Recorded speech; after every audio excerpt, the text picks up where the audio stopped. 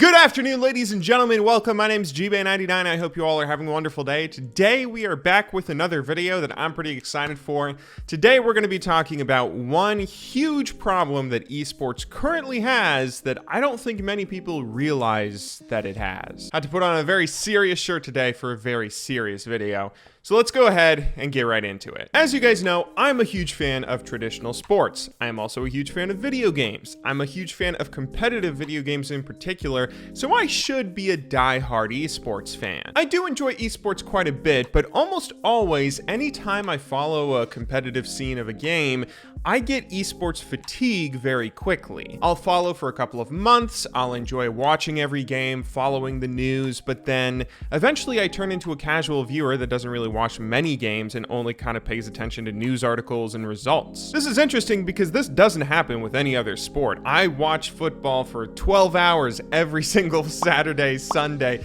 You know, I pay attention to baseball all season long. I pay attention to, you know, all the different various soccer leagues and everything around the world. And I never get bored in this kind of way. I might get busy with something that might tear me away from the sport, but I never get bored. Recently, I've been thinking about this problem, and I believe there's one big issue with esports that contributes to this, and that is esports doesn't allow you to see into the future. And let me explain what I mean by that. So in traditional sports, what goes on in-game is almost less important compared to what goes on outside the game. If you're watching a sports team and all you care about are the results of what happens, whether the team wins or loses, that gets really boring really quickly. If the team wins, you're happy. If they lose, you're sad. And anything less than a championship feels like a disappointment. But there's a lot more that you can pay attention to if you know what to look for, and that's where sports actually gets even more exciting than just what happens on the field. For example, let's go ahead and take a look at college football. So I'm a big fan of the Oklahoma Sooners. My grandparents were born and raised in Norman, Oklahoma, and I was raised to be a big OU fan. Go Sooners. If you're from outside the US or just don't know, Oklahoma has this huge football program that's been around since the 1800s and is the pride and joy of Norman, and they are currently very good. At the moment, they're ranked the 5th best team in the country and they have the #1 ranked offense. But for the sake of argument,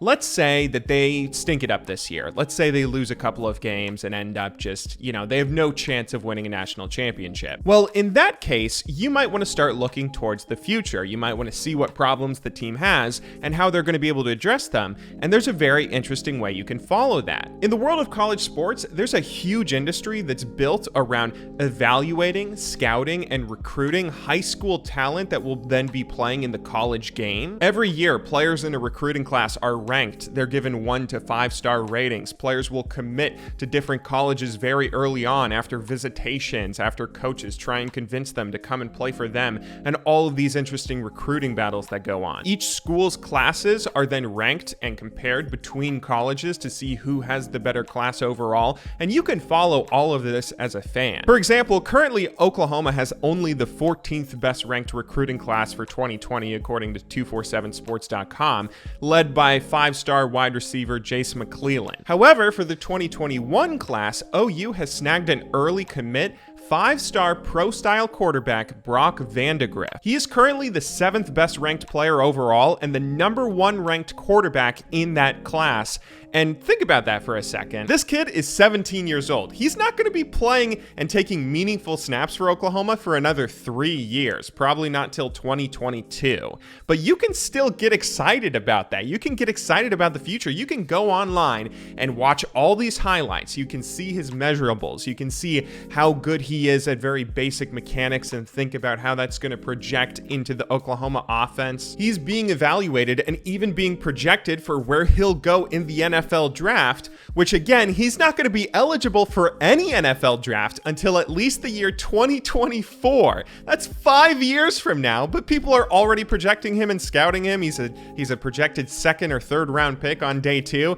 This is just insane how far into the future you can see. The thing that makes this such a big deal is this allows you to get excited and interested about teams, even if your teams aren't very good. If you were a fan of the Texas Longhorns in the year 2017 and you were paying attention to how they were doing, I mean, you were sad. You were sad. Texas went 7-6 that year. They fired their head coach. They looked very, very poor. And if you just cared about those results, you were probably depressed as hell as a Texas fan. However, you had the third best recruiting class that year and had a much brighter future than what you previously thought if you were just paying attention to those scores. This kind of ability to cultivate hope for the future is something that every single sport has. Every college sport, every professional sport, even sports outside North America have it, and it's one of the most integral things when it comes to building a fan base, especially for bad teams, building and keeping a fan base that will last for years. Let's take a look at another example, because I'm actually having a lot of fun talking about this. The Cincinnati Bengals. So I was born and raised in Cincinnati, and here in this city, we are known for three things. Firstly, a very distinct German culture. Secondly, putting Greek-style chili on top of spaghetti and cheese, which is just delicious. But third, and most importantly, horrible, disappointing sports teams that lead you to nothing but sadness, possibly none more disappointing than the Cincinnati Bengals. The Bengals have never won a Super Bowl. They've not won a playoff game since the year 1990, that is before I was born, and currently this year it's going to be worse than many previous years, where they are projected to be the second worst team in the NFL, only beaten out by the currently rebuilding Miami Dolphins. Again, if you only care about results, then this is going to be a horrible year to watch Bengals football, because they're going to lose a lot of games, and if you're watching all 16 games, that's going to get pretty depressing for you as a Bengals fan. However, again, there's a lot more to pay attention to rather than just who wins and loses. The Bengals just hired a new head coach, Zac Taylor, who is currently a very exciting head coach. He's one of the youngest head coaches in the NFL, and he comes from this new style of football from the Sean McVay coaching tree that's very creative and offensive-minded. He could be a future coaching legend for the Bengals that could lead them to greatness, or he could flop and be gone from the team within 3 years. So paying attention to how the team does, particularly in the coaching aspects, in this first year is going to be very telling for the future. On top of that, the Bengals also have a quarterback, Andy Dalton, who is getting towards the end of his contract. He has, I believe, 2 years left,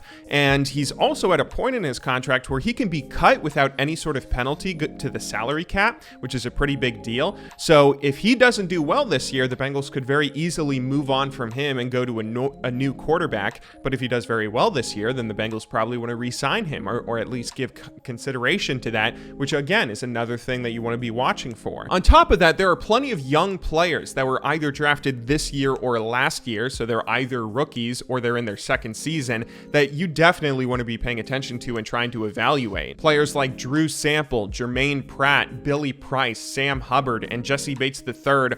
All of these players are players that you want to watch their performances because they were drafted to fill holes and weaknesses in the team. So either they're going to be the next superstars that are going to be potential Bengals legends, or they might not be good. They might be draft busts. And if they are busts, then you have to acknowledge that very early on, because that means those are still holes the team needs to fill. And then you can start thinking about who the Bengals are going to get in free agency and the draft next year. After all, if they lose enough, then they're going to have a very high draft pick. And let's say, for example, Andy Dalton ends up playing very poorly, and maybe Zac Taylor wants to get a new quarterback to lead his new offense. Well, you can start evaluating quarterbacks yourself. You can watch the college game. You can go and pay attention to how different prospects are doing. There are 3 good quarterbacks at the top of this year's draft class: Tua Tagovailoa, Justin Herbert, Jake Fromm, all players who you can follow their college careers and see who you want the Bengals to draft. There's an entire subreddit filled with game tape that you can go back and just see how are their mechanics, what are their intangibles, how are they going to project to be drafted, and who's going to be the best quarterback from this draft class, who has the potential to be the next NFL great. This makes things so fun and exciting. Even if you root for like the worst team in the NFL, that can actually even be more exciting. The worst teams typically go through a rebuilding phase where they end up trading away some of their best players, but that's to get more first-round draft picks. So suddenly, a team that's looking very bad one year has 3 first-round draft picks, and you have so many different options for what you want to do. That's a really exciting time as a fan. The point I'm driving at here, though, is that sports are really interesting and fun because you don't just have to root for a big team who's bound to win the Super Bowl like the New England Patriots. You don't have to root for a team that is obviously going to be great within the next 5 years and have an enjoyable time as a fan or a viewer. You can root for really bad teams, and sometimes that's almost more fun than rooting for the good guys. But if we're bringing this back to esports, this is the problem that esports really has, and you can segment this into a number of different smaller problems. Firstly, in the world of esports, talent is very, very poorly developed. There are a ton of young players that show promise who then end up fizzling out and never reach the level of potential that they could have. Players like Mike Young. It felt like just yesterday Mike Young was at Rift Rivals styling on EU while playing for Phoenix One of all teams. Phoenix One, who doesn't exist anymore. Of course, someone's going to go and snag him. So what happened to him? TSM snagged him. You expect him to be the next great jungler. He was like 17, 18 at the time. He had a bright career ahead of him, but he didn't do anything. I mean, he got bounced down to the academy team on TSM. He played around in academy for Team Liquid for a while. Recently, he got brought back up to the LCS playing for Echo Fox, but unfortunately, that didn't really pan out into much. Echo Fox finished very dead last after a horrible summer split, and of course, they are now disbanded. They sold their LCS spot. Very sad what ended up happening to them. There are so many examples like Mike Young or Keith McBrief or other young players that could become the next future stars of the big leagues, but they never do because teams don't develop their talent properly. You never get the stories of someone like a Brock Vandegrift where you get to follow them from their young days when they have all this potential and then where they actually develop that potential into being a superstar. On top of that, even if that is happening ever for any team, you don't really have an easy way to follow that. There's no real ways to view that. The only things that currently exist out there are the academy systems where you can follow the academy leagues if you want to, but academy leagues don't really have a lot of young, exciting talent. A lot of the time, there's a lot of older players that I don't know why they're on academy teams. Older players like Darshan, who's currently playing for 100 Thieves, I think. Like, the academy system isn't really being used by many teams to actually try and take young players and turn them into the team's next superstars. What ends up happening, and the only way the teams get better through new players, is they just sign them. And the signings are just, teams are just trading back the same old players that trying to create some sort of super team. And you can get excited about your team signing new players, but that's a very, it's tough to really get that same sort of excitement that you get from following young players who develop. It's exciting that CLG signed Ruin and that he was able to perform very well in this past split as a top laner, but you didn't get to see like, oh, CLG is obviously looking for a new top laner. Oh, let's go and pay attention to all the prospective top laners that are gonna be in the mix for potentially coming and joining CLG. No, you don't know who they're going to get until the day they sign them, and then they just very immediately either have an impact or they don't. And at the end of the day, all you can really hope for if you root for a bad team is that, you'll come second or third to Team Liquid or to G2 or Fnatic. You're never actually going to be able to win the LCS. What are you, joking? Not while Team Liquid is around, not while G2 and Fnatic are around. So, hey, maybe you can get to the quarterfinals at Worlds or something. Maybe you can get into the bracket at Worlds as the third seed in your region. That's the most you can hope for when rooting for a bad team like 100 Thieves. And all of this is a really important thing because you need to have a reason to root for the bad teams if you have any hope of being a sports league that lasts for a long period of time. This probably doesn't seem like a problem to those of you who are fans of the big superstar teams and the dynasties, the TSMs and Team Liquids and G2s and Fnatics. They have huge fan bases, and there's probably a lot of people out there that are wondering, what am I talking about? Why should I care about this? I already have it made in the shade. But the important thing that you have to understand is that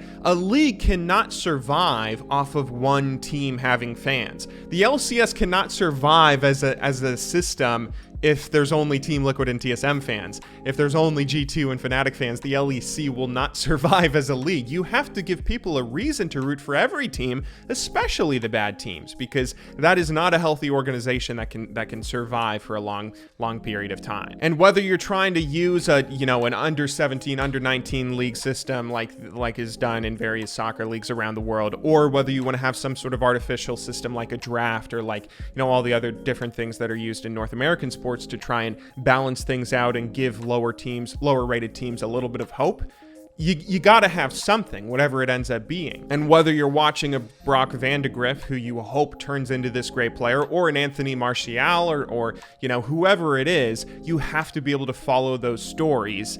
And there's no way to do it in virtually any esport at the moment. But I don't know, maybe this isn't as big of a problem as I'm making it out to be. You guys can, of course, leave your own thoughts and opinions in the comments down below.